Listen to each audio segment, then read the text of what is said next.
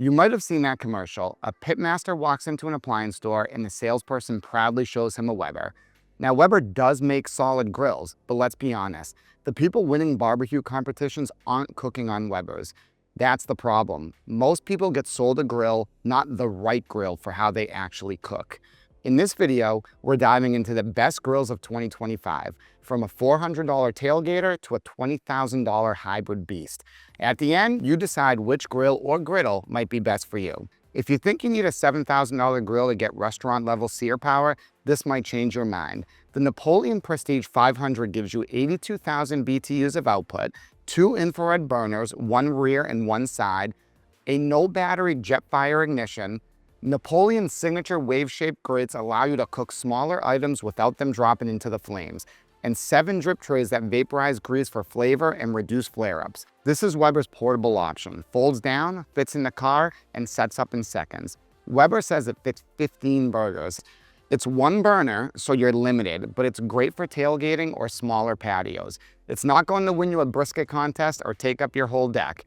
And if that's not what you're looking for, this might be exactly the right grill for you. Kalamazoo isn't just the most expensive grill here, it's the best, and by every standard. It's 4 times deeper than anything else, creating a convection system for even cooking and fewer flare-ups.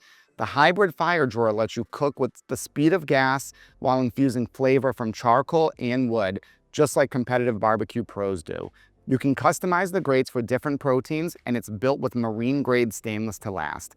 This isn't for weekend grillers. If barbecue is your passion and price is not an object, this is the one. Genesis isn't Weber's flagship, but it's definitely their most popular line of grills. These models include stainless steel grates, sear and side burners, Weber's flavorizer bars to reduce flare-ups, OGS accessory system so you can use it as a griddle. It offers basket, even popcorn and french fry makers. The SLS 435 is the largest version of the Genesis series and gives you 1,000 square inches of cooking space and 73,000 BTUs. If you want to cook a lot of food quickly, Weber is still a great grill, but at this price, Napoleon's now a real contender. Blaze isn't well known, and that's part of the appeal. They focus on affordable marine-grade grills built from 316L stainless steel, so they stand up to salt air and coastal weather. The design is simple, performance is strong, and the lifetime warranty is rare at this price. So if you live on the Cape, Martha's Vineyard, or Nantucket, or anywhere near the water, Blaze is an interesting option that's built to last. However, you get similar power in a Weber for a lot less, so you do pay a premium for the marine-grade grill. Lynx brought pro performance to the backyard before anyone else, and they're still one of the best. You get ceramic burners that don't weather, and with the ports in the underside, they don't clog either. 25,000 BTUs per burner, optional all-seal configuration with just infrared burners or a combination of gas and infrared. Heston adds a design edge with 50-pound rotisserie plus a variable infrared burner in the back. Like Lynx, they are 25,000 BTU per burner and have 12 finish options to match your space. These grills are also great with tons of options for full outdoor kitchens. Let's end with something different. Griddles are the new grills, and if you've ever worked a diner line, you already know why.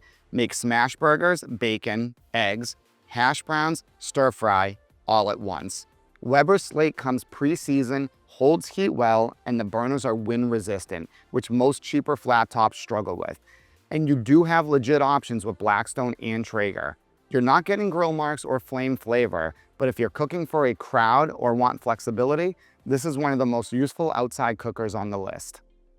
So what's the best grill? That's up to you. You've seen everything from $400 tailgaters to $20,000 hybrids, but the best grill isn't the biggest or the hottest. It's the one that fits how you cook.